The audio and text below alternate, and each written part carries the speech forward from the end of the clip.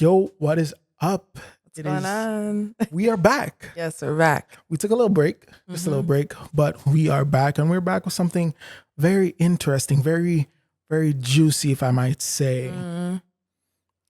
She's just like, I just waited for us to drop the video or the audio because yeah, it's one of those. Yeah. But yes, welcome back to the Entrepreneurial Relationship, the ER. I am Jakev. and I am Nichelle. Thank y'all so much for coming and tuning in.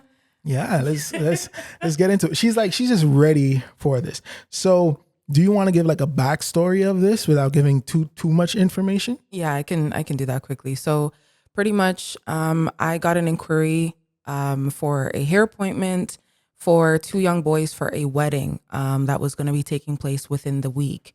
Now, this is a last minute inquiry, and it was actually through a recommendation of another hairstylist, a friend of mine. And I was actually out of town. I was on tour, and I got the call, and I was like, okay, well, and like I just remembered, let me follow up with her, because when I came back or on my flight coming back, I would have had to do her hair that evening. Mm-hmm. So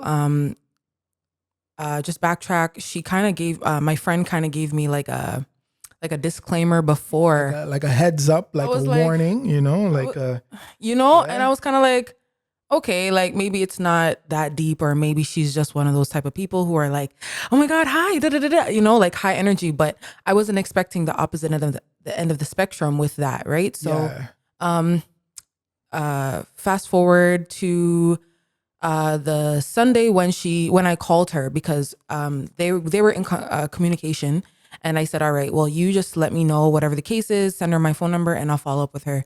I didn't hear anything from her or anything like that. And she had been in contact with my friend to make the arrangements. And on the Sunday, I followed up with her, called her. I said, hi, this is so-and-so. I am calling in regards to doing your son's hair or your two boys' hair for today. She's like, first of all,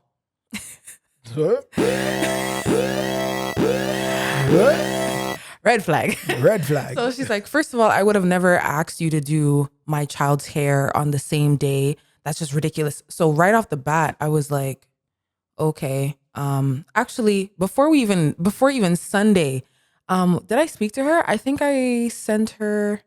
I'm trying to remember if I spoke to her before.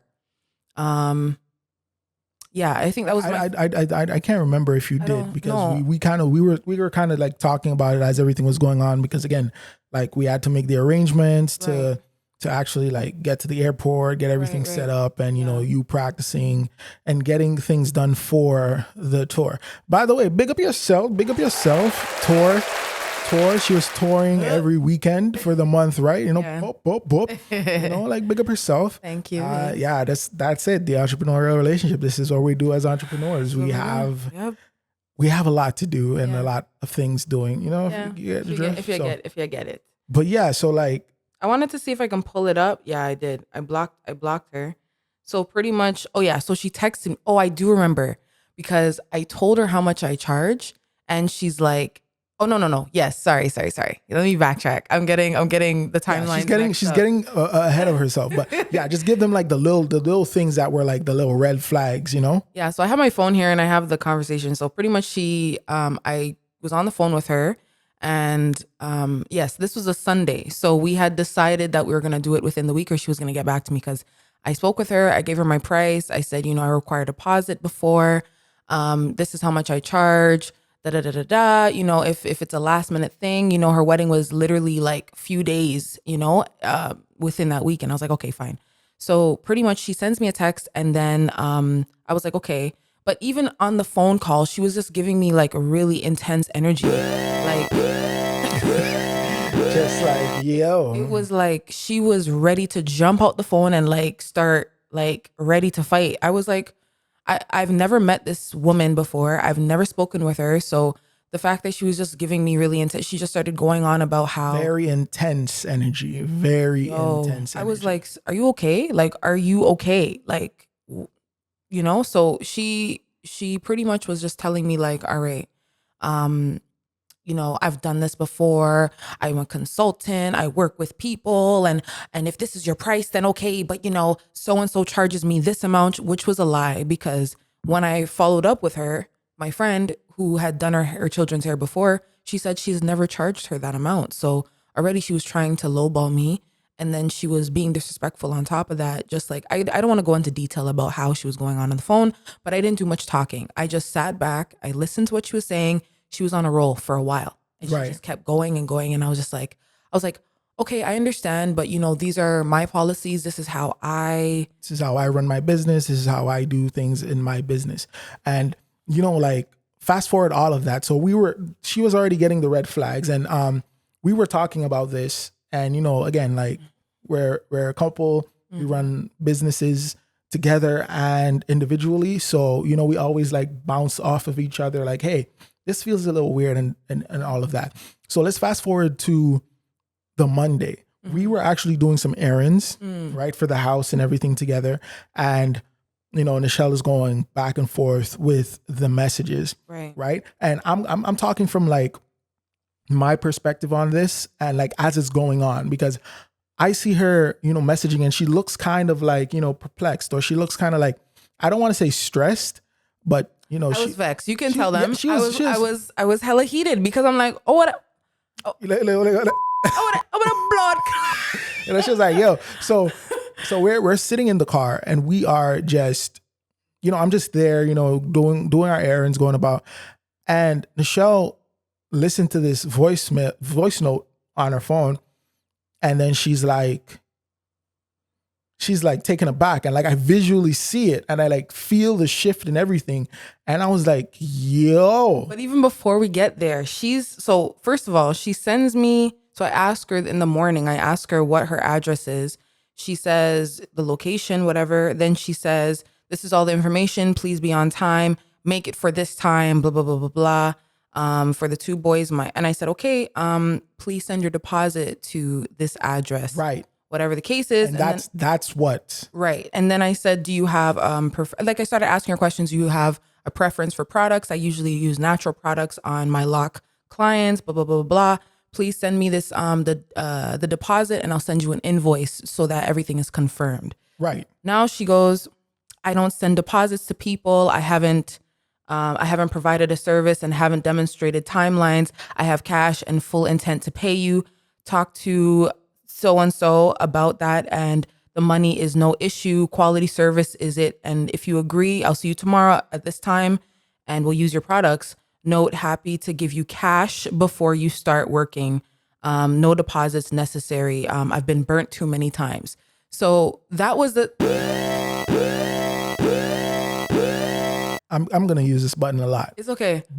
I said, I am me, and whoever burned you is not the same person. So why are you trying to tell me like how I should? Anyways, long story short, I just said to her, I reiterated, I said, I understand your concern. However, I don't accept appointments without a deposit, as this is my policy with all my past and new clients. I do believe that you've kept your word to so-and-so. Let me know let me know when you have a chance. When you have a chance to send the deposit. She said, no deposit. Sorry, cash upon arrival. Final offer. Be on time. Thanks. Hey.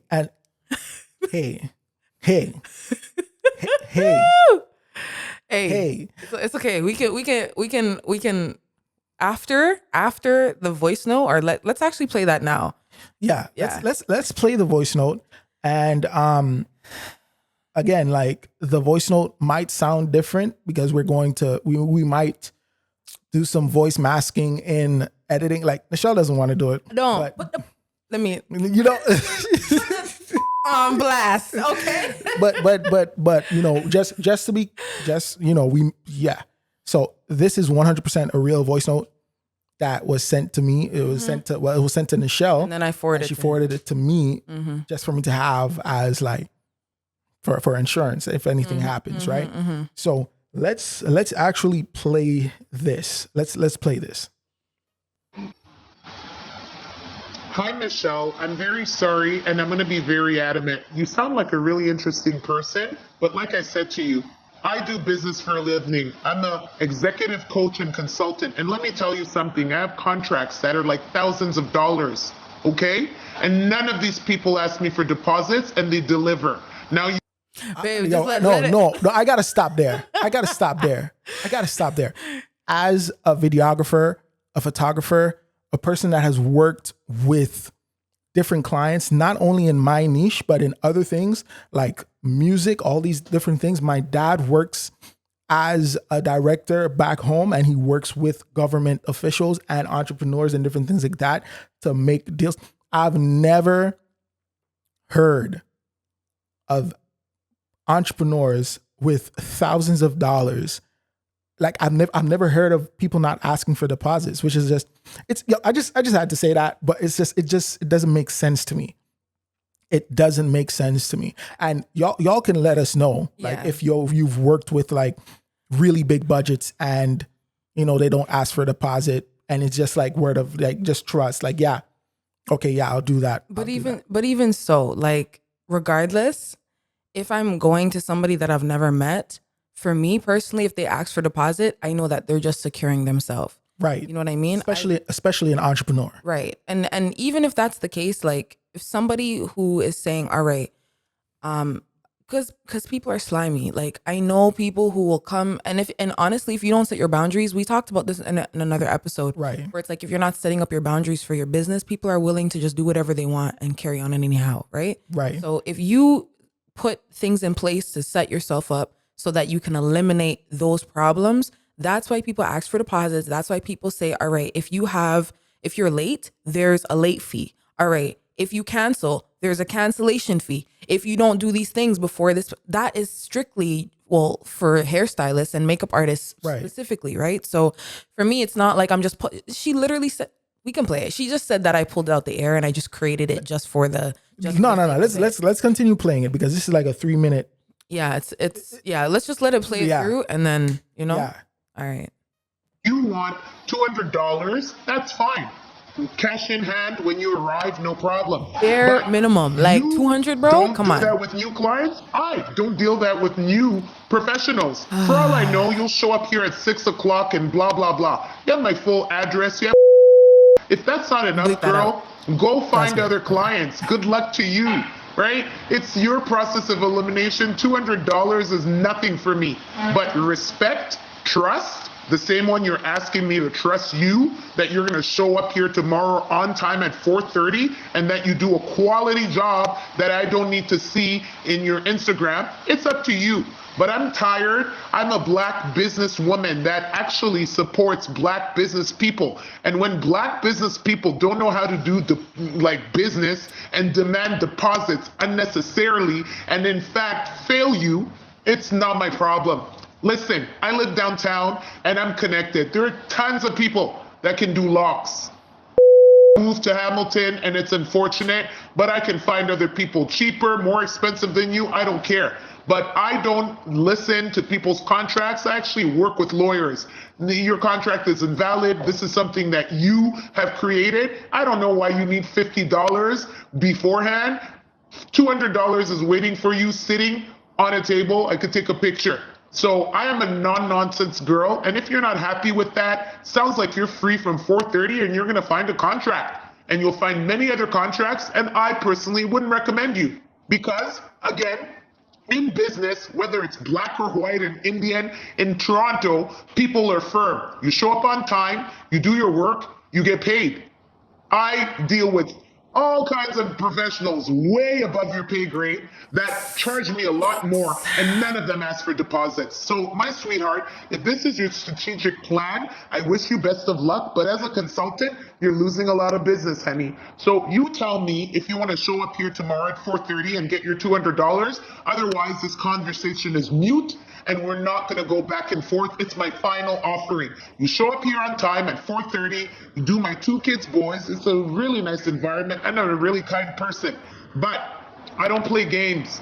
I'm 44 years old and I'm getting married in 3 days. I need someone to come here at home physically, 4:30, get their money, do my kids. Unnegotiable, full payment upon arrival. If not, good luck to you, my sweetheart. Take care. Bye. Okay. That was a lot. Yeah, it was. Was a lot. I'm gonna say 3 things. Number 1, I remember on the initial phone call, I said to her, she said, she said something, and I said, I can send you my page, my work. I can send you an email confirmation with everything. She says, you don't need to send me anything. It's either you can do the locks or you can't. So already, what is that? Like, and then in the voice message, she says, I'm asking you to do it without even seeing your Instagram page. And I said, okay, but what does that have to do with anything? That, I just, again, this is something that it's just, when she initially played it for me in the car, I was heated,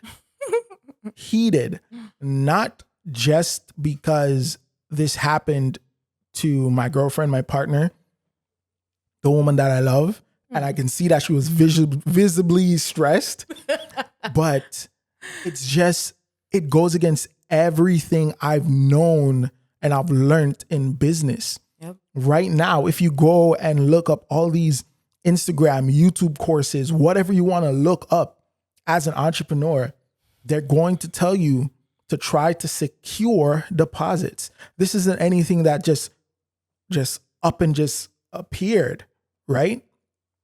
So again, it's the way that she said it, right? It's the entitlement. Like, it's the blatant entitlement. Like, blatant. Even if that is the case, granted, congratulations that you're working with lawyers and you're working with, Big up yourself. Wonderful. I don't care. Okay. Really don't care. The thing is, she's talking about respect. And I think at the end of the day, like, we have to start addressing people with the mentality that we're addressing humanity. Like, we have to look at people for who they are. And it's not about business or what you've done. It doesn't matter, because when you don't even know how to respect somebody who is, trying to do their thing for their business or whatever the case is, you as an independent entrepreneur as well should understand as to why. It's like you know that you're wrong, and then you're going to continue in your wrong. I just said, you know what? I said, thank you for your feedback. I sent this in a text. I said, thank you for your feedback. I'll continue my services elsewhere. Blocked. And I sent the voice note to the person who recommended her, and she just apologized on her behalf. She said I should have never recommended. It's not about not recommending her. It was more just like, I needed that experience to realize, like, I really need to put my boundaries in place. And we need to be comfortable with that as well, because I feel like we've even had that conversation where it's like, if you don't feel okay with saying either no, and it's crazy, in the week I was contemplating, in my spirit, something was telling me, say no, say no, say no, say no. And I said, truth say, her wedding is in a couple days. Right. You're trying to be accommodating. You're trying to help another person of color, and I'm not saying these things and not trying to, I'm not trying to take, Nichelle's side or anything like that. But I believe that if you heard that voice note and it doesn't say, or it doesn't come to you, or you don't feel like uncomfortable listening to that, then there's something that you need to check, because it's like, sorry, without cutting, it's just like, again, it's the delivery, right? I mean, even if it is the delivery, there's people in the world who are just harsh overall. That's just how they talk. Right. You know what I mean? Devil's advocate, that's just how she is. And this is what I'm saying, where I'm like, okay, great, but it doesn't matter. It doesn't matter. Even if that's your personality, because originally she gave me the forewarning. She said, just take heed with this individual. Right. I said, all right, I can work with different types of people, right? I'm used to working with different types of people, so it shouldn't be a problem.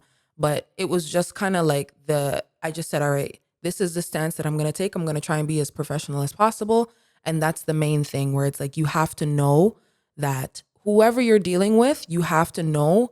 It's almost like creating a protective barrier around you, right, so that anyone that you're dealing with, you're able to kind of navigate within the professional space, and you know how to deal with people. But then when it's like uncalled for, and it's like it's really unnecessary, then it's like, then that's your time to make that decision to say, all right, I'm gonna step away now, because at this point in time, it's out of my hands. And I've been in this position with other people as well. Like, I've worked at a hair salon, and I was kind of talking about, I went over time.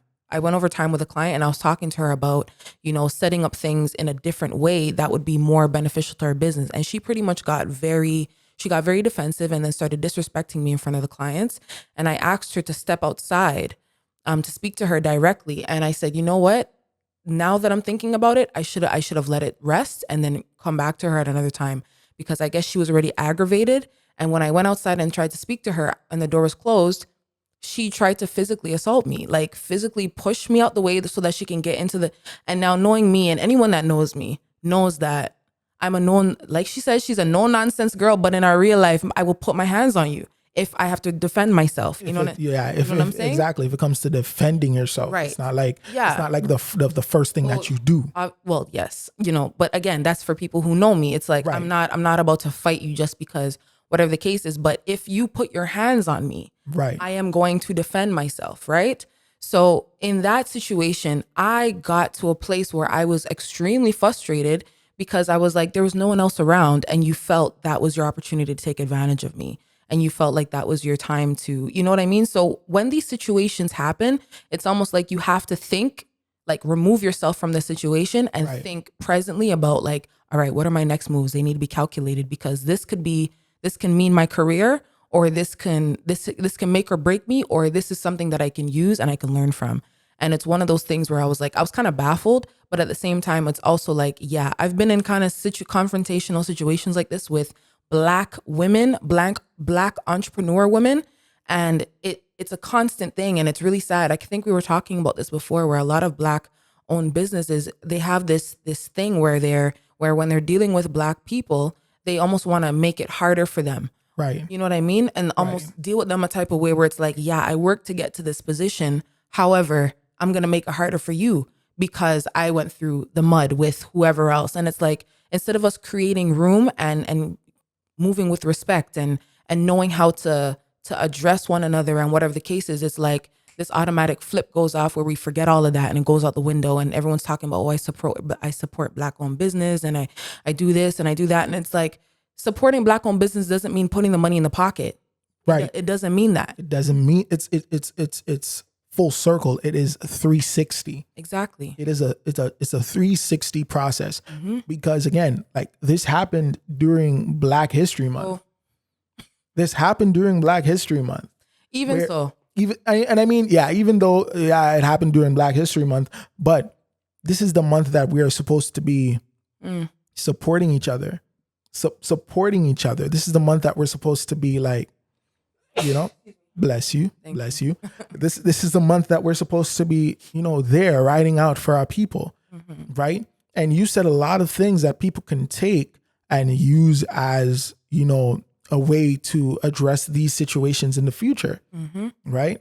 So something that I would say as an entrepreneur is, right, I would say, like, if I was grading you, I would say, yeah, you got like an A, Well, thank you. You got an A because, again, you came to her respectfully. You said, hey, these are my policies.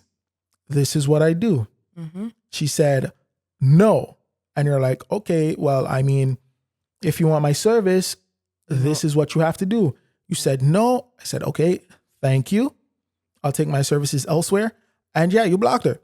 Like, as an entrepreneur, you have, especially as an entrepreneur, I believe, especially as a Black entrepreneur, you have to regulate your space. You have to. Don't feel bad for blocking a client. Don't feel bad for deleting someone off of your social media. Don't feel bad for charging these clients the price that you're worth.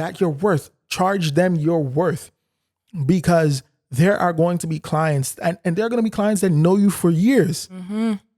Like, personally, I have people who every time I post, they'll be like, oh my God, I love your work. I can't wait to work with you. I can't wait to work with you. Then it's been 2-3 years. Why haven't you worked with me? But that's okay. It's okay. It is okay. But like we're talking about that client entrepreneur relationship where we have to respect each other. As the entrepreneur, yes, you have to respect the client, because there are a lot of entrepreneurs who deal with clients a certain way, and that reflects negatively on their business. But in this situation, the client felt okay in, I would say, disrespecting you as the entrepreneur. Not knowing me from anywhere. Not knowing you from anywhere. Going back to what you were saying about how people will know you from years before, and they'll be your client, or they'll, want to work with you and things like that. A lot of times, like, because people know you, it's going to sound bad, but the people that know you from like years prior or whatever the case is, and let's say your skill set wasn't as developed at that time, but now that your skill set has developed and is more matured, you've found a form of mastery within your work. A lot of times they don't want to pay for that time or pay for what you are when you grow or when you get to that place of mastery, right? They still see you as the person that person that used to be. Right. And there's nothing wrong with that. I think it's also a great opportunity for people to see your growth and for you to expand your wings and look for new clients and people who new opportunities. Right. And people who can I guess, look at your services, see the value of what you are now and what you're growing to be, and take you on as a client and or as a not take you on as a client, but you take them on as a client, and right. they hire you as a service, right. and they partake in your products. Right. But yeah, like honestly, this whole video was around that situation and many others where entrepreneurs, right? As an entrepreneur, it is tough. Mm-hmm. If you don't do what you're doing for yourself, no one is going to pay your bills. No one is going to pay for your groceries. And people who say, oh, well, yeah, you chose that life. Yes, we did. Mm-hmm. But you can choose to be nice. You can choose to be understanding. You can choose to say, oh, okay, well, yeah, I don't really do deposits. I've never done deposits. But okay, this is your policy. Again, I don't feel comfortable, so thank you, but no thank you. And if you just do that, say that respectfully, you never know. The entrepreneur may be like, you know what? It's okay. I feel for you. For this one time. This one time. I know it's your wedding. And you have that. And that even builds that relationship, mm-hmm. right? But if you don't, and you just come off just so arrogant and so entitled, you're breaking that bridge before you even start building it. And it's crazy because she even mentioned that in the voice note where it's like she was telling. First of all, I'm joking. No, I rebuke that energy. Jesus. No. Hallelujah. Hey. No, but she said that I was going to miss out on opportunities, or I was going to pretty much block my blessing because I put my boundaries in place. And honestly, when people say things like that, you have to like really, words hold energy. So you have to really, again, walk in with that protective field over you, because those kind of things can really penetrate you or penetrate who you are and everything like that. And it can really affect you and how you want to move within your business. But again, I always look at these things as like learning opportunities, and like when it happened, you can even ask him. Like, I was just kind of like did that just really happen? Like she was, and you see how animated she is right now, and I'm just here chilling because again, this is her experience, and we're just sharing it together. But I was in the car and I was hot. He's like, Yo, y'all hear my accent right now. I'm speaking my Canadian accent. I'm trying to be proper. But I was in the car like, but what is wrong with Mamzelle, boy? Mamzelle don't know what the word is. Dear man, boy. Mamzelle, but who's Mamzelle? Show me Mamzelle name. I'm to see Mamzelle on Instagram. I go and find like I was searching her up because I'm like, because it was just, and again, tell us if we're overreacting, or tell us how you'd feel about that. But again, it doesn't really matter because this is our experience. Period. Because, right? like, it's period. Like I felt a ways for her. But again, it's just how you deal mm-hmm. as an entrepreneur to a client, and how you as a client deal to an entrepreneur. And I think we should talk about that in the next video. But yo, this is a long one because it was a little spicy, a little spicy spice. Yeah. Yo, we didn't even do, the crisis situation. We didn't even do none of that. That was the crisis, because let me tell you, like, I really felt like I was in a position where I was like, but you know what? That position that I was in, it helped me to realize how far I've come. because the person that I want to say 2 or 3 years ago would have dealt with that situation completely different. Right. And, So before you even go on, mm-hmm. closing remarks, Mm-hmm. give us one piece of advice that, just give us one piece of advice to how you would deal with this situation, because we dealt with it. Yeah. You've dealt with others. Mm-hmm. So one really good piece of advice. Again, in that specific moment, I was just kind of like pulled back. But again, because it was a voice note, it was a little different. So it wasn't like it was a direct. Mm-hmm. It was a direct thing, but it wasn't a direct confrontation per se. So for this specific thing, I was just like, okay, I had some time to kind of like sit down and be like, really think through everything, go through everything. I'm like, did I really like what? Just reflect. I guess that would be the just trying to play devil's advocate, reflect on your actions, the things that you've done, and and maybe put yourself in their shoes and maybe think about, all right, how might they be feeling right now for them to be reacting that way? Because that's the best way for you to kind of like, what's the word? De-escalate yourself. Yeah, cross all your T's, dot all your I's. Right. Just make sure that, you across the board, that you were fair. Yeah. And that you weren't. Right. Okay. And for if something like that was to happen in person, kind of like what I was talking about before, remove yourself from the space, take a minute, because that's something that I didn't do that one time. Right. And I wanted to just be like, no, I want to deal with it right now. You know what I mean? And I wanted to talk to her, and we were in front of the client and we were going back and forth, and it was very inappropriate. Right. So for in-person confrontations, I would say remove yourself, take a minute. If you have to take a breather, remove yourself from the space, whatever the case is, do that. Because when we react with our emotions, sometimes we can't think straight, or sometimes we make haste decisions and they're not the most logical. So I think if you just take a minute, pull back and, just do the best you can in that situation. That's my only advice, because, Yeah. Take your time. So yeah, you heard it from Michelle. Again, like this is her experience. So I really wanted her to speak on it. And like, all I'd basically say is, again, you did what I would have done. I'd have just, reiterate my policies. One thing that she said in the voice note too was about, oh yeah, your contract, it's not even a real contract, and whatever. Any contract, verbal or written, is considered a contract. And when two parties are, we said this. Once you agree to something, once you are agreeing to something, once you have what the party is agreeing to, what the person is agreeing to, you sign that, right? And there are clear, okay, this party is responsible for this party is responsible for that. It's a contract. Even if you speak it, it's a verbal contract. It is written contract. I have bought contracts from other creators. There are a bunch of free ones. Once it says what you're going to do and what they're getting in return, what each party is getting in return, it's a contract. So that's one thing. And yeah, honestly, we could keep going on this, but this, as we said, this is a long video because it really struck a nerve, because we are both entrepreneurs and this is what we do for a living. So imagine having to deal with 10, 15 people like that a month. Yeah, it's a lot. It's a lot, and it drains you and it makes you feel a certain way.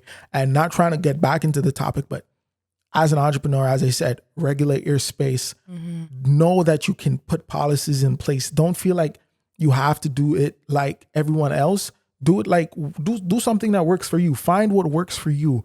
I know that I like deposits just because, hey, you never know what could happen. They're non-refundable, because if it's my fault, then I can say, hey, we can reschedule. If we can't reschedule, then I would be like, okay, I'll find someone and here's your money back. I can make that decision because I'm the boss. Right. I'm the person in charge, right? So again, find something that works for you as an entrepreneur. And as a client, someone seeking out services, especially when you're working with entrepreneurs or just businesses, just once you're seeking a service, a product, and you have to deal with people, understand that the product is not the person. The product doesn't feel, the service doesn't feel, the person feels. You wouldn't want people to deal with you a certain way, right? So I think that's it. Yeah. I think we could just wrap it up with just saying, be careful on, how you communicate with your clients, and clients be respectful of the service providers, right? Across the board, because, you never know who you're dealing with. People are very, very connected in Toronto and across, wherever. The world is very small, okay? You could be on the next side of the world and you meet somebody that you know. You know what I'm saying? Exactly. It's happened to me. Yeah, me too. And it's crazy how that happens, right? It's just, anyways, but yeah, just be cautious of how you are as a person, and you never know who you're dealing with. Yeah. And with that, we always say, this has been the Entrepreneurial Relationship. All right. Peace.